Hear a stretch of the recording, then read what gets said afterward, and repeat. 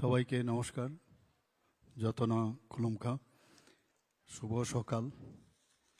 আজকে এখানে ত্রিপুরা পূর্ণরাজ্য দিবস উদযাপন 2025 যে এখানে আয়োজন রাখা হয়েছে রবীন্দ্র শতবার্ষিকী ভবনে, সেই উপলক্ষে মঞ্চে আমাদের মাঝে উপস্থিত আছেন Shrimati Shantana Chakma, honourable minister industry and commerce, Shri Sushanta Chowdhury, honourable minister tourism and other departments, Sri Tinku Rai, Honorable Minister, Youth and Sports Department.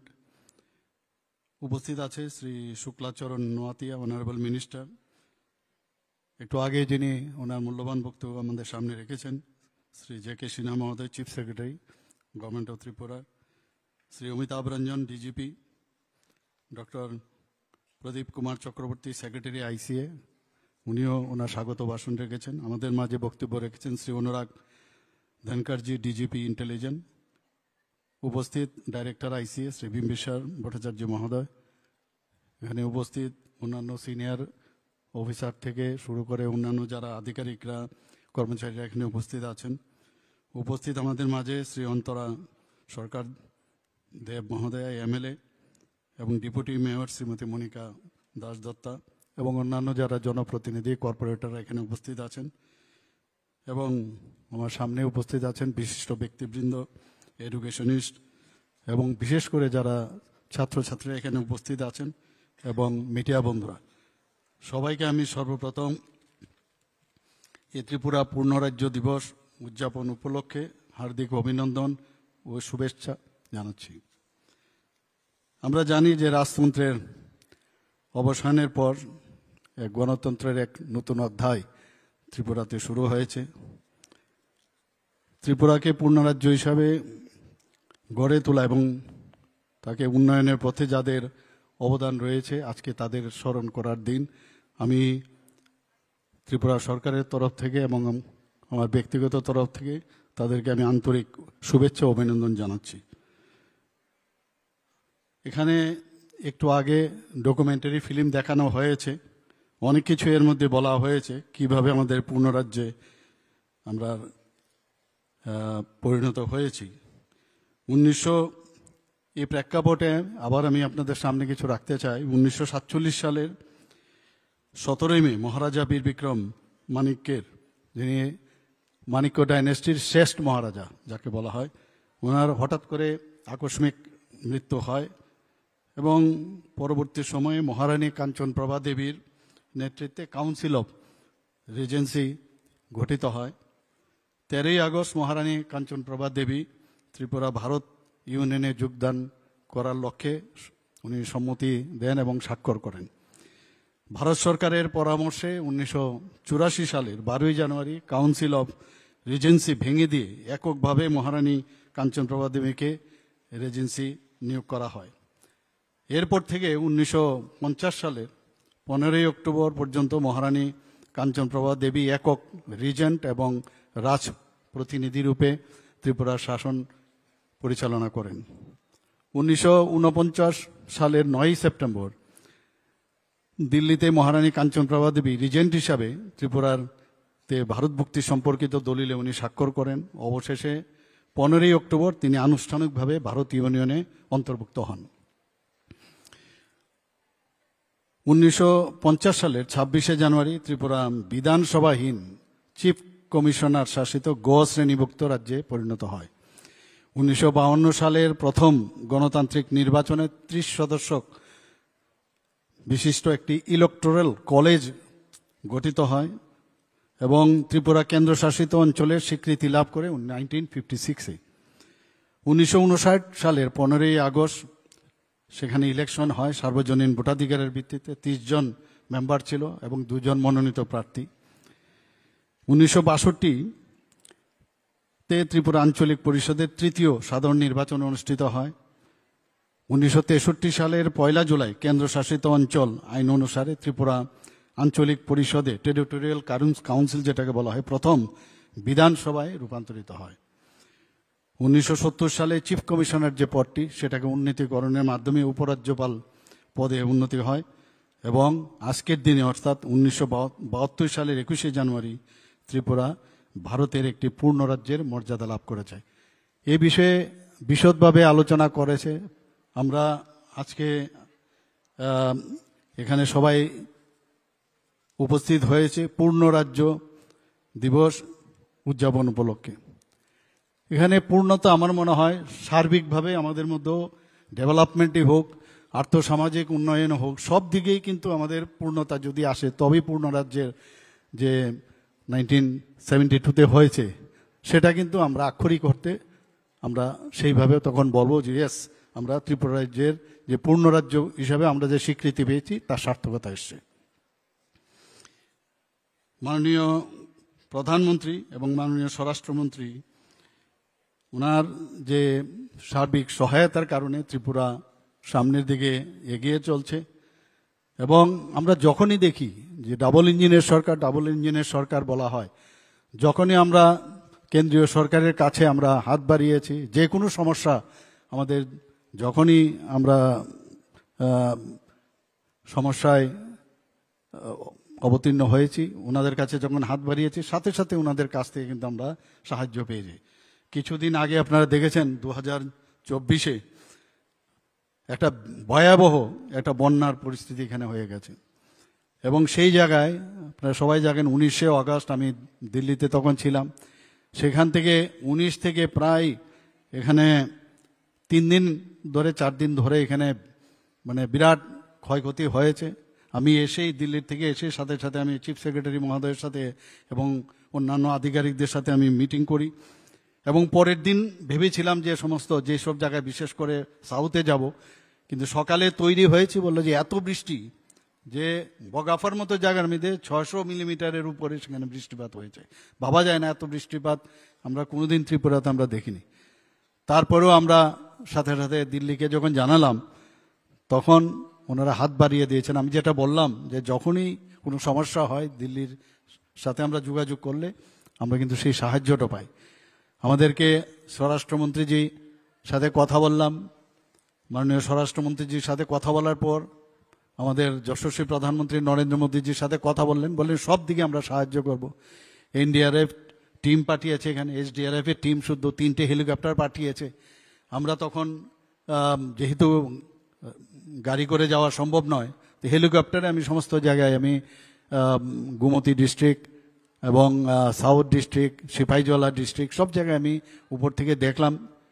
মানে ভাবা যায় না এরকম ডিভাস্টেটেড মানে যে এখানে ক্ষয়ক্ষতি হয়েছে, ল্যান্ডস্লাইড থেকে শুরু করে রাস্তাঘাট, কৃষি, সমস্ত জায়গায় ফিশারি ডিপার্টমেন্ট বলুন, সমস্ত ডিপার্টমেন্ট, এডুকেশন, সব ডিপার্টমেন্টগুলো কিন্তু একটা বিরাট মানে ক্ষয়ক্ষতির সম্মুখীন হয়েছে। কিন্তু সেই জায়গায় আমাদের যে দিল্লির থেকে আমাদের যেভাবে সাহায্য করেছে, আমাদের ফুল টিম চিফ সেক্রেটারি থেকে শুরু করে সমস্ত সেক্রেটারি এবং ডিস্ট্রিক্ট ম্যাজিস্ট্রেট, এসডিএম সব মিলে যেভাবে আমাদের সাধারণ মানুষ হাত বাড়িয়ে দিয়েছে সেটা বলার অপেক্ষা রাখে না। যখন এরকম একটা অবস্থা, আমার মনে আছে যখন মুখ্যমন্ত্রীর যে আমার যে ফান্ড আছে ত্রাণ তহবিল, ছোট ছোট বাচ্চা তারা পর্যন্ত তাদের যে মানে জমানত সেটা নিয়ে এসে তারা আমাদের কাছে এসে দেওয়ার, এগুলো ফটোগুলো আপনারা সবাই দেখেছেন। এ হচ্ছে ত্রিপুরা। বোঝা যায় যখন সমস্যা হয় সবাই আমরা একসাথে আমরা থাকতে পারি, সেই দৃশ্য আমরা সবাই দেখেছি। এবং আলটিমেটলি দেখুন আপনারা এই জায়গার থেকে কিন্তু আজকে আমরা অনেকটা ওভারকাম করতে পেরেছি। আমার মনে আছে যখন আমাদের ছাত্রছাত্রীরা এই মণিপুরের যখন একটা একিউট তখন কন্ডিশন, সেই কন্ডিশনে আমাদের গার্জিয়ানরা আমাদের উপর সাংঘাতিক বারবার আসতো, আমাদের প্রেশার দিচ্ছিল যে আমাদের ছেলে মেয়েদের ওখান থেকে আনার ব্যবস্থা করুন। আমি ইউনিয়ন মিনিস্টার এভিয়েশনে ওনার সাথে আমি কথা বললাম, রাত্রে 12টার সময় উনি ফ্লাইটের ব্যবস্থা করলেন। সেই ফ্লাইটে করে এবং পরের দিনের ফ্লাইটে করে প্রায় 250 স্টুডেন্ট তাদের সবাইকে মানে এই আপনার মণিপুর থেকে আমরা আগরতলা আমরা নিয়ে এসেছি এবং সমস্ত খরচ আমরা ত্রিপুরা সরকার কিন্তু বহন করেছি। এই যে একটা সুবিধা, এই যে ডাবল ইঞ্জিনের সরকার, আমরা সেদিন কিন্তু আমরা সেটা মানে উপলব্ধি করতে পেরেছি। আমরা এখানে এই অল্প সময়ের মধ্যে আপনারা দেখেছেন অনেকে চেষ্টা করে এখানে একটা অস্থিরতা তৈরি করার। এখানে আমাদের ডিজিপি সাহেব বলেছেন বিষয়টা যে গন্ডা তৈসার মধ্যে অনেকে চেষ্টা করেছে একটা দাঙ্গা লাগাবার, উইদিন 3 days সেটাকে কিন্তু আমরা অ্যাড্রেস করেছি, সেখান থেকে আমরা কিন্তু শান্তি প্রতিষ্ঠিত করতে পেরেছি। এর আগেও আমরা ধর্মনগরের কাছে, যেটা নর্থ ডিস্ট্রিক্টে, সেখানেও একটা দাঙ্গা ব্যবস্থা করেছিল, সেখানেও আমরা উইদিন 3 days আমরা সেই শান্তি প্রতিষ্ঠিত করতে পেরেছি। রানীর বাজারেও একটা ঘটনা হয়েছে। বিভিন্ন জায়গায় আমরা এখানে চেষ্টা করে মানুষ, কিছু লোক আছে যারা কুচক্রিত, যা থাকেই সব জায়গায়, ওরা চেষ্টা করেছে এগুলো প্রবলেম সৃষ্টি করার, কিন্তু আমরা সেগুলো কিন্তু অ্যাড্রেস করে আমরা শান্তি প্রতিষ্ঠিত করেছি। শান্তি না থাকলে কোনো অবস্থায় কোনো জায়গায় উন্নয়ন হবে না। আমরা ট্যুরিজম নিয়ে এত কথা বলি, এখানে ট্যুরিজম মিনিস্টার আছেন, বাইরের থেকে মানুষ যখন দেখে যে এমন একটা রাজ্য যেখানে গেলে কোনো চিন্তা নাই, ভয় নেই, তাহলে ট্যুরিস্টের যে তাদের এখানে আসা, সেটা কিন্তু তার মাত্রা কিন্তু অনেক বেশি বাড়বে। এবং আমরা দেখেছি এই কয়েক বছরের মধ্যে ত্রিপুরাতে প্রচুর ট্যুরিস্ট কিন্তু এখন আসছে। আমাদের রিলিজিয়াস ট্যুরিজম স্পট আছে এখানে, আমাদের এখানে ন্যাচারাল ট্যুরিজমের স্পট আছে এখানে, বিভিন্ন যেসব আমাদের যে পুরাতন রাজবাড়ি ইত্যাদি যেগুলো আছে আমাদের, তো সেইগুলোর জন্য মানুষ এখন জানতে পারছে এবং আমরাও চেষ্টা করছি সারা পৃথিবীকে জানানো। এবং সেই দিক দিয়ে বিবেচনা করলে ত্রিপুরা সব দিকে এখন কিন্তু একটা ট্যুরিস্ট স্পট হিসাবে সারা পৃথিবীর মধ্যে জন্ম কেড়েছে। এবং আমরা চেষ্টা করছি যে সব দিকে আমরা যেন মানুষের জন্য আমরা কাজ করতে পারি। আমরা একটু আগে, যদিও আমার চিফ সেক্রেটারি মহোদয় বলেছেন যে ত্রিপুরা কিন্তু অনেক স্পিডে উন্নয়নের সীমাহীন, আমরা জানি স্কাই ইজ দ্য লিমিট। তারপরে আমরা চেষ্টা করছি ত্রিপুরাকে এক ত্রিপুরা শ্রেষ্ঠ ত্রিপুরা তৈরি করার জন্য। আপনারা শুনে খুশি হবেন যে এখন পর্যন্ত ত্রিপুরাতে নর্থ ইস্টার্ন রিজনের মধ্যে second highest GSDP in north eastern রিজনে ত্রিপুরাতে আমাদের। তো সেই দিক দিয়ে দেখতে গেলে আমরা যেমন উন্নয়নের কতগুলো ডাটা আছে, সেইগুলো যদি আমরা দেখি তাতেই বোঝা যায় ত্রিপুরা কোন দিকে যাচ্ছে। সাস্টেনেবল ডেভেলপমেন্ট গোল এসডিজি যদি আমরা কথা বলি, আমরা already Tripura moved from a performance state to front runner, first moving state in 2023-24। তো সব দিক দিয়ে কিন্তু ত্রিপুরা এখন আগে সামনের দিকে এগিয়ে যাচ্ছে। আপনারা নিশ্চয়ই এর আগেও আমরা বলেছি কয়েকটা জায়গায় যে ত্রিপুরার এখনে আমাদের টোটাল আমরা 27 থেকে 28 হাজার কোটি টাকার আমাদের বাজেট। আমাদের ওন যে রেভিনিউ সোর্স মাত্র 3,700 কোটি টাকা। তো সেই জায়গার মধ্যে আমাদের যদি বেতন কাঠামো, আমরা যদি বেতন এবং আমাদের যেসব লোন, তার ইন্টারেস্ট ইত্যাদি, পেনশনার তাদের দেওয়ার পরে আমাদের 10,000 কোটি টাকার মতো থাকে। 10,000 কোটি টাকার মধ্যে আমাদের যে এডিসি আছে তাদেরকে আমাদের 25% দিতে হয়। যারা ইউএলবিস আছে সেখানে আমাদের 10% দিতে হয়, ইউএলবিস এবং রুরাল এরিয়াসগুলো। এর মধ্যেও আমরা যত ডেভেলপমেন্টের ওয়ার্ক আমরা করে যাচ্ছি, কারণ বিভিন্ন স্কিমে আমাদের দিল্লি থেকে টাকা আসছে, আমরা সেইভাবে আমরা এডিসিকে দিচ্ছি, বিভিন্ন আমাদের স্টেটের ডেভেলপমেন্টের করছি। প্রধানমন্ত্রী যখন বলেছেন যে আপনারা কিন্তু কম চাইবেন না, 2018-র আগে আমরা দেখেছি প্রধানমন্ত্রী যে আসার যখন আমাদের সরকারে আসি তার আগে উনি বলেছেন বড় পাত্র নিয়ে আসবেন তাহলে বড় জিনিস পাবেন, ছোট পাত্র নিয়ে আসলে কম পাবেন। তো সেই দিক দিয়ে দেখতে গেলে এখন ত্রিপুরাতে উনি হীরা মডেল আমাদের দিয়েছেন। ন্যাশনাল হাইওয়ে 6টা ন্যাশনাল হাইওয়ে, আরও 4টা ইন প্রিন্সিপাল আরও ন্যাশনাল হাইওয়ে হয়েছে। আজকে 2 ঘন্টা থেকে 2.25 ঘন্টার মধ্যে আমরা কৈলাস শহরে যেতে পারি। আমি ইলেকশনের সময় আমি 10,000 কিলোমিটার আমি দৌড়েছি, এর মধ্যে 8,000 কিলোমিটার আমি শুধুমাত্র রোডে আমি দৌড়েছি, আর বাকি 2 কিলোমিটার আমি ট্রেনে দৌড়েছি। এটা সম্ভব হয়েছে, অনেক ইজি গোয়িং হয়ে গেছে। আগে ট্রান্সফার করলে মানুষও ভয় পেত যে এত দূরে দুর্গম এলাকায় আমাকে ট্রান্সফার করবে, যাব কি করে। এখন কিন্তু সেই অসুবিধা নেই, এতগুলো ট্রেন হয়ে গেছে এখানে। বিস্টাডোমে যখন আমি বসি এবং একবার ফটো পাঠিয়ে বিস্টাডোমে আমি আমার বন্ধুবান্ধবদের পাঠিয়েছিলাম, বললে এটা কোথায় বিদেশে আছে কিনা আমাকে জিজ্ঞেস করছে। এইরকম একটা অবস্থা, ত্রিপুরার মতো জায়গার মধ্যে এত সুন্দর একটা ট্রেন চলতে পারে সেটাই কেউ ভাবতে পারেনি। একদিকে ট্রেন, একদিকে আমাদের ইন্টারনেট এত স্ট্রং ইন্টারনেট, বোম্বে এবং আমাদের চেন্নাইয়ের পরে ত্রিপুরার স্থান কিন্তু 3য় জায়গার মধ্যে। সব দিক দিয়ে উন্নতির যা যা আমাদের যে বেঞ্চমার্ক সেইগুলো কিন্তু আমাদের এখন ত্রিপুরাতে আছে। এর মধ্যে আপনারা শুনেছেন আমরা অনেকগুলো পলিসি আমরা নিয়েছি। ত্রিপুরা ইন্ডাস্ট্রিয়াল ইনভেস্টমেন্ট পলিসি 2024 আমরা নিয়েছি, যাতে করে মানুষ বাইরের থেকে আসতে পারে। এখানে শান্তিপূর্ণ জায়গা আছে বলে তবেই মানুষ এখন আসছে এখানে, এবং তার জন্য একটা পলিসি রাখতে হবে, এবং এই পলিসিতে বহু ইনসেন্টিভস আমরা দিচ্ছি। আমরা যারা ইনভেস্ট করতে আসছে তাদের আমরা সাহায্য করছি। তো সেইভাবে এখন মানুষ প্রচুর ইনসেন্টিভ যেহেতু পাচ্ছে, তারা এখানে আসছে। এবং আমরা স্বাগত পোর্টাল আমরা করেছি। আগে প্রতিটা ডিপার্টমেন্টে যেতে হতো, সেই গিয়ে গিয়ে এক একবার এনওসি নিতে হয়। এখন এই স্বাগত পোর্টালের মাধ্যমে সাথে সাথে তাদের উইদিন 30 ডেজ মধ্যে তাদের সমস্ত মানে এনওসি পেয়ে যায়, সমস্ত যেসব দরকার সেগুলো ওরা পায়। ত্রিপুরা শিল্পনীতি, শিল্প বিনিয়োগ নীতি আমরা 2024 আমরা সেটা আমরা করেছি। Transforming Tripura, the skill and entrepreneurship policy 2024, যাতে করে মেক ইন ইন্ডিয়ার এবং আত্মনির্ভর ভারত, সেলফ রিলায়েন্স মতো জাতীয় কর্মসূচির সাথে সামঞ্জস্যপূর্ণ করে আমরা সেটাকে যাতে ইনক্লুসিভ করা যায়, সেই অর্থনৈতিক প্রবৃত্তি যাতে বাড়ে, সেটা আমরা এই যে নীতি আমরা নিয়েছি সেটা আমরা করছি। ত্রিপুরা স্টার্ট আপ পলিসি একটু আগে এখানে বলা হয়েছে, যারা স্টার্ট আপের সাথে যুক্ত, যারা ভালো মানে কাজ করছে তাদেরকে এখানে পুরস্কৃত করা হবে।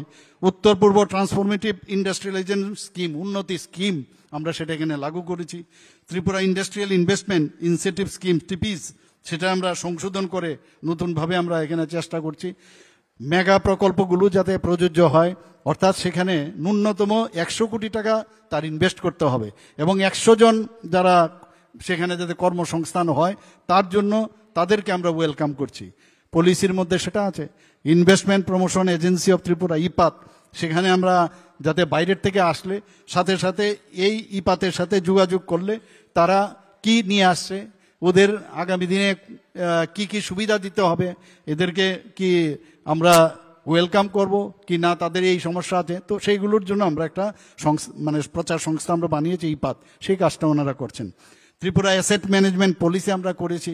আপনারা জানেন যে বহুবার আমি চিফ সেক্রেটারি মহোদয়ের সাথে কথা বললাম যে আমাদের যে অফিসগুলো আছে সেই অফিসের মধ্যে শুধু রক্ষণাবেক্ষণের কারণে অনেক জিনিস নষ্ট হয়ে যায়, সেটা বিল্ডিংয়ে হোক। দেখা গেল ওখানে একটা বট গাছ উঠে আছে, তো বট গাছ চলছে তো ফাটিয়ে দিচ্ছে, কিন্তু তার রক্ষণাবেক্ষণ না। একটা গাড়ি আছে, গাড়ির প্রপারলি যদি সেটা মেনটেন্স না হয়, ওখানে চেয়ার টেবিল, এখানে যদি আপনার কম্পিউটার থাকে, তার যে রক্ষণাবেক্ষণ, তার জন্য একটা পলিসি আমরা করেছি, যাতে 10% যে ডিপার্টমেন্টের যে তাদের বাজেট রাখা হচ্ছে 10% তার জন্য খরচ করতে হবে।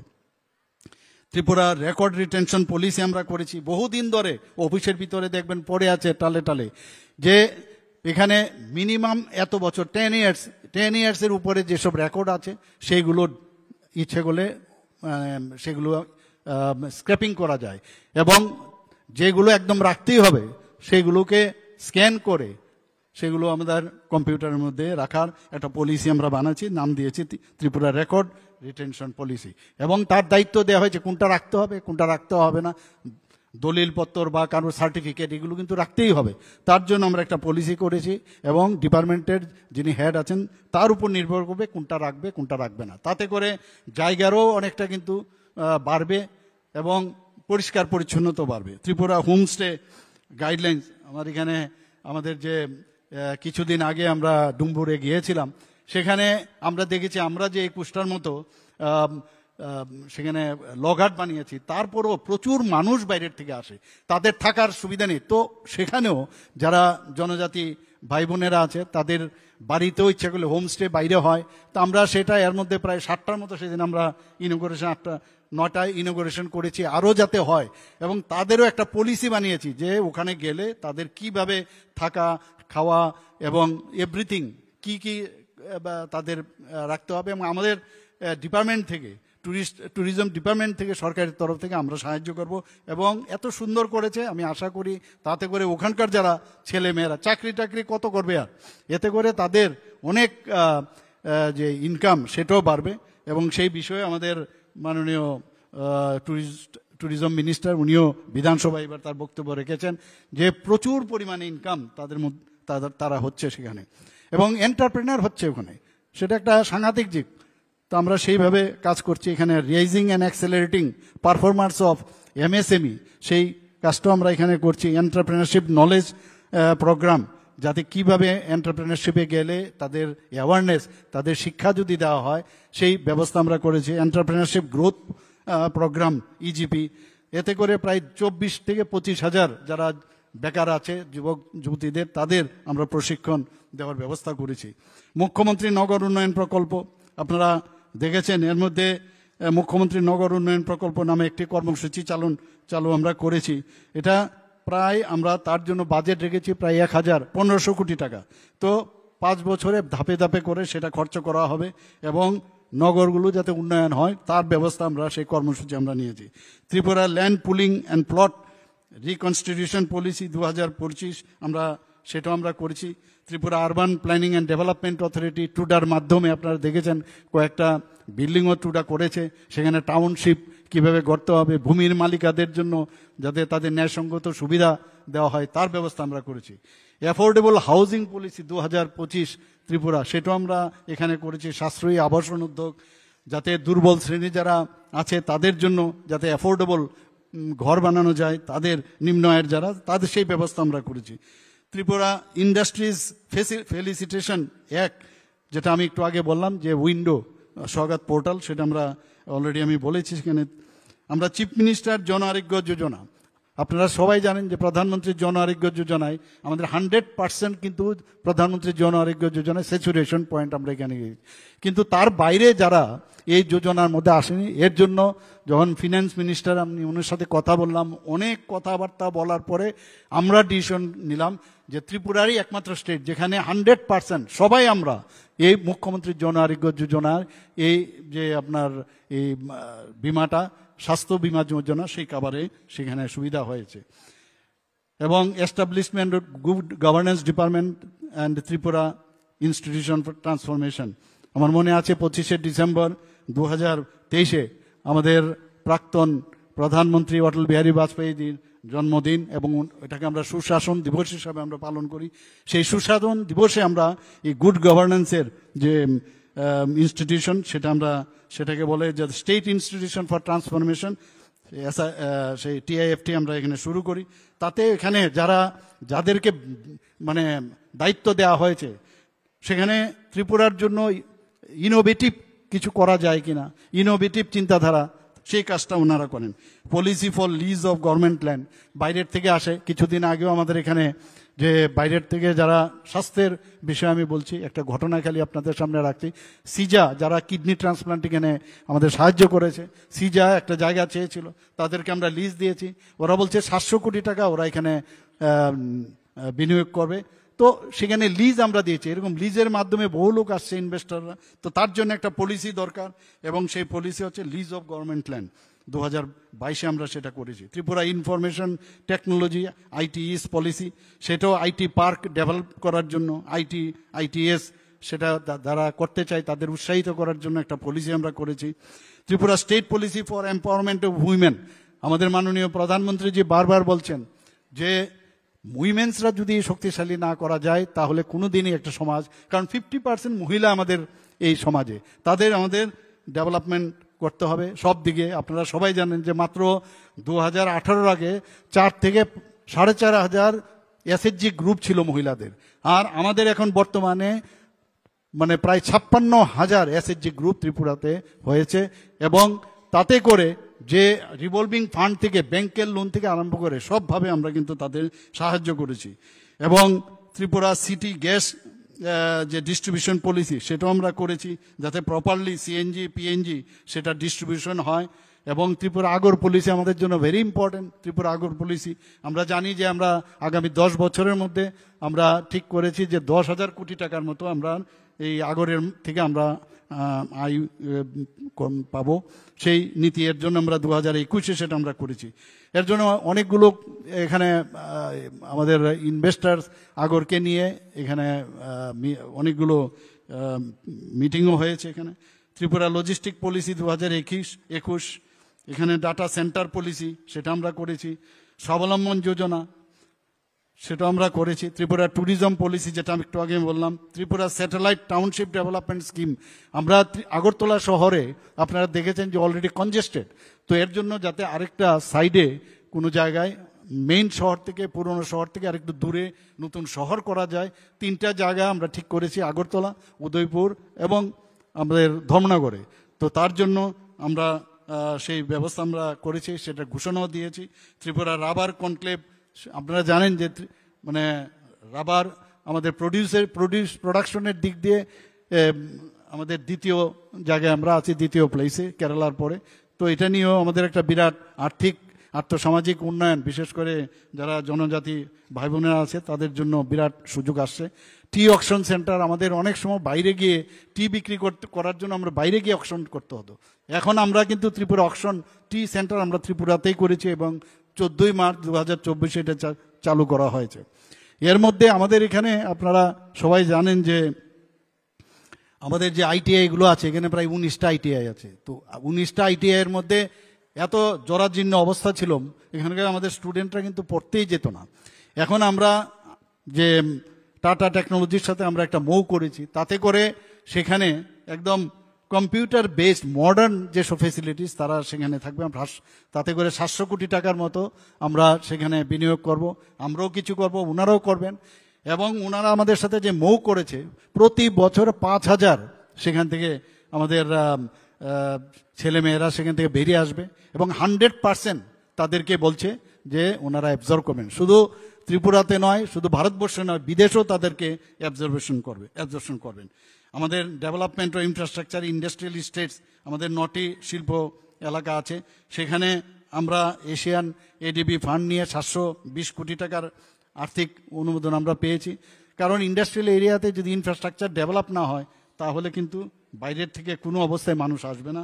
সেই দিক দিয়ে এখানে আমরা বলছি যে সম্পূর্ণতা যদি না আসে, আজকের দিনে এগুলো কিন্তু আলোচনা এর জন্য প্রয়োজন, খুবই প্রয়োজন। অনেকে এই বিষয়ে কিন্তু খবরও অনেকে জানেন না। তো আমার মনে হয় আজকের যখন এই প্ল্যাটফর্ম আমি পেয়েছি, আমি কেন না আলোচনা আমি রাখবো। এখানে মুখ্যমন্ত্রী বিএড অনুপ্রেরণার জন্য, আপনারা জানেন 2018-19 সালে 5 বছরের জন্য এটা চালু হয়েছিল।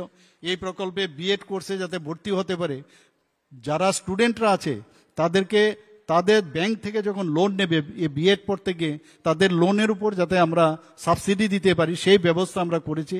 এর মধ্যে প্রায় 796 জন স্টুডেন্ট এতে লাভান্বিত হয়েছে।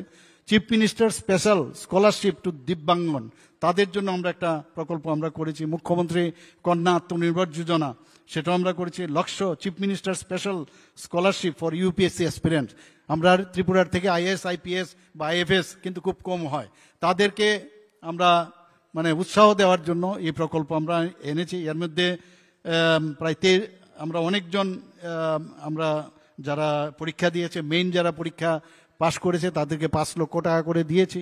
আপনারা নিশ্চয়ই আমার ফেসবুকে আপনারা দেখেছেন, পত্রপত্রিকায় দেখেছেন।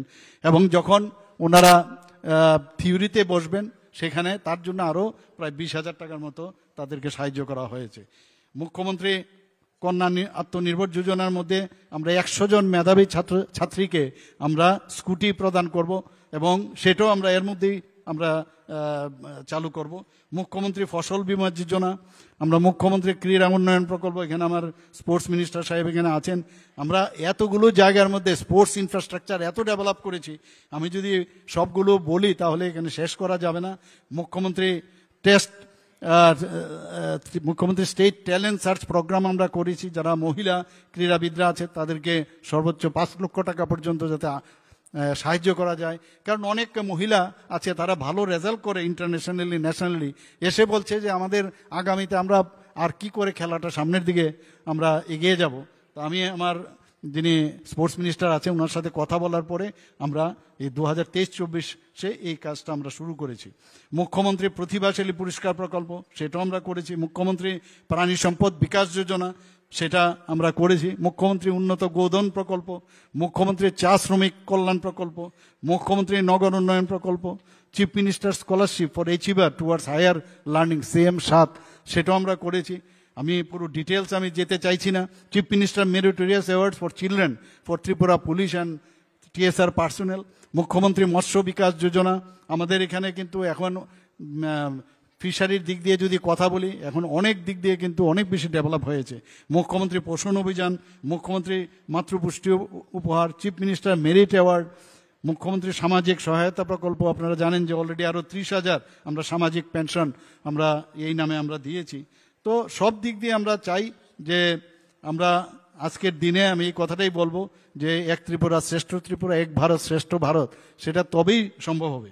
এখানে আলোচনা হচ্ছিল যে ত্রিপুরার চিফ সেক্রেটারি মহোদয় বলছিলেন ত্রিপুরা মাত্র 10,500 বর্গ কিলোমিটারের একটা আয়তন, তার থেকে অন্যান্য ছোট ছোট যে আমাদের কান্ট্রি আছে সেখানে তাদের জিডিপি অনেক বেশি স্ট্রং।